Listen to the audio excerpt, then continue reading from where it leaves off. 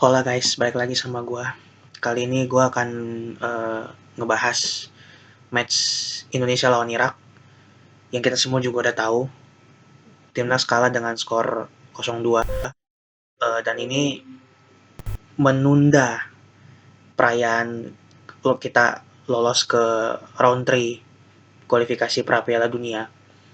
Dan di saat tadi setelah timnas Indonesia main di jam 7 tadi Vietnam juga main melawan Filipina. Sebenarnya gue berharap Vietnam Filipina tuh seri ya, tapi pas gue cek lagi jam 10-an kan udah kelar kan matchnya, ternyata Filipina kalah dengan skor 3-2, jadi Vietnam yang menang. Jadi untuk sementara di fase grup itu Irak tuh udah pasti juara grup dengan 15 poin, udah nggak bisa kekejar lagi dan berpotensi menambah 3 poin terakhir nanti ketika menjamu Vietnam. Dan semoga memang Irak yang menang, semoga Irak yang menang. Dan sementara kita dengan poin 7 di posisi kedua, Vietnam di posisi ketiga dengan poin 6, hanya beda satu poin dengan kita nih. Dan Filipina yang udah pasti nggak akan lolos itu hanya ada satu poin yang waktu itu seri lawan kita. Gue langsung aja ya ke match Indonesia lawan Irak. Itu seperti biasa Coach Sintayong pakai formasi 3-4-3. Eh, Tiga back itu Rizky Ridho, Hapner, dan Jordi Amat sebagai kapten tim. Di tengah itu ada Sunny Walsh dengan Nathan Choaon, ada Tom Haye sang profesor, dan juga di sebelah kiri ada Shane Patinama. Di barisan depan ya ada Strike, ada Ragnar Oratmangun, dan juga tentunya ada Marcelino Ferdinand, bakat emas lokal kita gitu.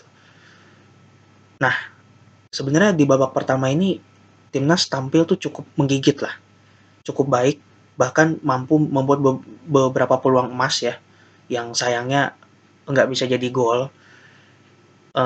Tampil ngepres, nguasain lini tengah. Irak pun dipaksa tampil bertahan, cuman ngandelin crossing jauh, serangan balik, long ball, dan selalu yang diserang itu adalah sisi kanan kita gitu loh. Dari sisinya Rizky Ridho ya berarti, yang dimana kadang-kadang Ahmad ataupun Haftar tuh beberapa kali suka nge-backup sisi pertahanan kita gitu loh.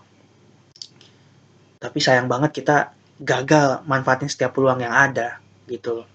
Dari mulai strike ya, yang ada Shane Patinama kosong, dia malah memilih untuk shoot. Sayang banget tuh, kalau dioper ke Patinama gue udah yakin 1000% tuh masuk itu. Dan kalau itu masuk, permainan pasti berubah. Dua golnya Irak itu kemungkinan besar di babak kedua juga nggak akan kejadian kalau seandainya Patinama bisa nyekor di babak pertama, karena mental kita kan otomatis naik. Nah, cuman sayang banget. Terus juga kita beberapa kali ada peluang tapi gagal dimanfaatkan. Sebenarnya timnas itu bermain bagus kok. Makanya gue rada sakit hatinya tuh kalah di match ini tuh gini. Kita kalah dengan kondisi permainan kita tuh nggak buruk. Kecuali kita kalah memang karena kita bermain buruk, terus Irak juga mainnya bagus, golnya semua dari open play. Mungkin gue juga lebih bisa untuk menerima, oh ya udahlah emang kita kalah kualitas. Tapi kalau ini memang kita secara ranking kalah jauh. Irak itu peringkat 58 kalau nggak salah. Kita kan 140-an. Tapi secara permainan tuh kita bisa nyimbangin kok gitu loh. Jauh kalau dibandingin waktu kita tampil di Basra tuh ya memang kita juga tampilnya rada gimana gitu ya karena kita terlalu bertahan. Tapi di sini tuh kita ball posisinya bagus, long ball juga akurat semua, beda banget sama kualitas Liga 1 jauh lah. Makanya gue kecewanya tuh bukan ke timnas ya, tapi kayak aduh kenapa keberuntungan tuh nggak memihak kita gitu loh sebagai tuan rumah ya. Makanya ya ditambah dengan rumput lapangan yang juga kurang bagus ya, terutama di babak kedua tuh kelihatan banget rumputnya udah pada mulai botak di segala sisi. Jadinya aliran bolanya juga nggak nggak begitu bagus. Dan Irak pun di babak pertama yang gue lihat ya, yang mereka cuma bisa nyiptain peluang yang bener-bener emas itu cuma dua, yang di awal babak pertama yang dari shoot luar kotak penalti sama sundulan yang jadi gol, tapi golnya gol offside ya, yang akhirnya dianggap offside. Udah itu doang, sisanya nggak ada gitu loh. Jadi sebenarnya di babak pertama itu momentum kita untuk mencetak gol itu cukup banyak, mungkin ada 2 atau 3 gitu, yang sampai yang berkali-kali di shoot tuh sama yang apa Marcelino, yang sama Sunny Walsh di shoot lagi kalau nggak salah ya. Itu bener-bener pertahanan Irak tuh bangke bener tuh, kuat banget. Dan Irak tuh fisiknya memang kuat juga, baik secara postur maupun secara stamina. Di saat pemain kita kelihatan udah banyak yang keletihan, mereka tetap bermain fight-nya bagus banget gitu loh. Itu yang gue kayak, aduh gila ini emang. Dan akhirnya skor 0-0, akhirnya di babak kedua gue bilang nih, ini entah dari Indonesia atau Irak, kemungkinan besar pasti ada gol. Semoga dari Indonesia, gue bilang kan. Dan ternyata bener dong, ada gol. Tapi memang gue sayang sekali golnya dari Irak. Uh, di menit ke 54 ya. Itu sebelumnya pemain andalan Irak tuh, yang nomor 7 tuh, Ali Jassim ya. Itu masuk, itu emang bakat emasnya Irak banget. Kayak Marcelino-nya Irak lah, bisa dibilang. Dan terbukti setelah dia masuk, Irak tuh lebih berani untuk menyerang. Lebih berani untuk nguasain bola, lebih ngepres juga gitu. Jadi uh, sisi penyerangan mereka tuh lebih hidup dengan masuknya Ali Jassim ini. Dan akhirnya di menit ke-54 sayang banget Justin Hubner tuh handball, dan akhirnya tuh Irak dapat penalti.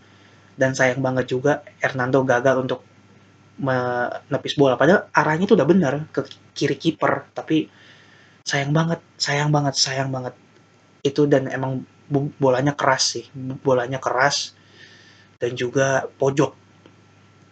Walaupun arahnya Hernando udah bener, tapi sayang banget tangannya nggak nyampe gitu. Dan akhirnya di menit ke 59, Georgiama sebagai last man, orang terakhir, melakukan foul, dan foulnya memang layak dapat kartu merah. Kapten kita kira harus keluar dari lapangan, dan sejak menit ke 60 kita bermain dengan 10 orang, dan di situ kita benar-benar ditekan. Walaupun kita juga nggak full bertahan, kita beberapa kali menguasai bola, tapi sayang banget sang profesor kita Tom Haye itu dikunci di lapangan tengah. Dan akhirnya dia nggak bisa berkreasi banyak sampai akhirnya harus ditarik keluar ya. Akhirnya Astawi masuk, Pratama Arhan masuk, dan juga tapi permainan tuh juga nggak banyak berubah sayangnya. Cuman apa ya, memang jadi lebih ngotot, tapi gue lihat tuh nggak ada perubahan yang berarti gitu loh. Justru malah di menit ke 87 Hernando tuh gue juga nggak paham kenapa dia bikin blunder yang apa ya, blunder yang nggak, yang sangat nggak penting gitu loh. Ketika lu dapat bola dan lu kiper nih, lu dapat bola, lu dihadang dong sama para pemain lawan, lu dicegat, lu buang bola itu. Jangan apa ya, lu itu bukan Manuel Neuer gitu, lu itu bukan David De Gea, lu itu bukan Ederson, lu itu bukan Alisson. Jadi kalau lu nggak bisa buang ke depan, lu buanglah ke area lemparan ke dalam. Kalau perlu lu buang ke area corner dah, kalau memang bener-bener udah buntu banget. Jangan berusaha dilewatin, tapi dia berusaha ngelewatin, direbut sama Ali Jassim ya di shoot masuk.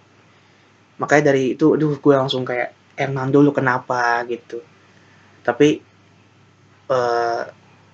tolong kalian jangan sampai ngehujat Hernando. Kalau mengkritik itu boleh, kalau mengkritik menyayangkan itu boleh, tapi kalau sampai menghujat, sampai ngata-ngatain, itu kalau bisa jangan. Kalian justru harus dukung mereka, kasih mereka apa ya, semangat, karena biar gimana pun kita masih akan tampil kan lawan Filipina nanti tanggal 11 tuh di hari Selasa. Jadi tolong jangan hujat Hernando dan pemain-pemain yang lain juga gitu. Tapi kasihlah mereka semangat. Dikritik boleh, tapi jangan dihujat, apalagi dibully gitu loh.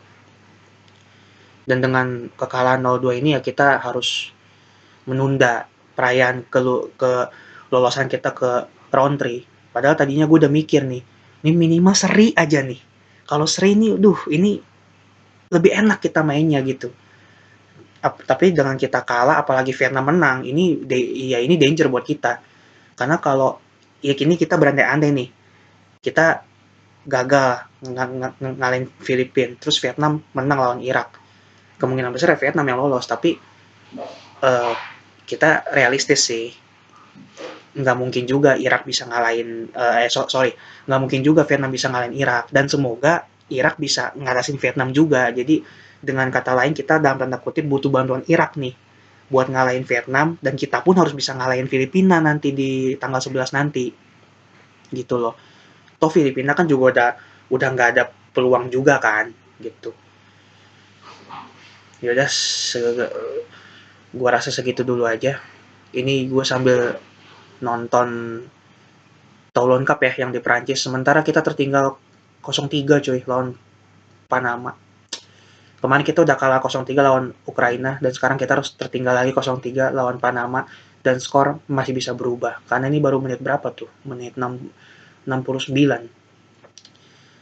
Nanti setelah event Toulon Cup ini berakhir, mungkin gue akan bikin video soal ini menurut pandangan sotoy gue. Oh ya, sebelum gue akhiri videonya, gue mau out of topic dikit. Mungkin di sini bagi yang nonton ada yang fans JKT48, kalian sabar ya, karena uh, hari ini memang hari yang hari yang apes buat kita, karena udah timnas kalah, dan ada salah satu member JKT yang mengumumkan untuk graduate, yaitu Adele. Jadi gue tadi langsung mikir, kalau ada fans timnas terus dia fansnya atau Ocean Adele, bener-bener gue udah nggak bisa ngebayangin dah. Ya udah, gue mau lanjut nonton Toulon Cup dulu. Bye, ciao.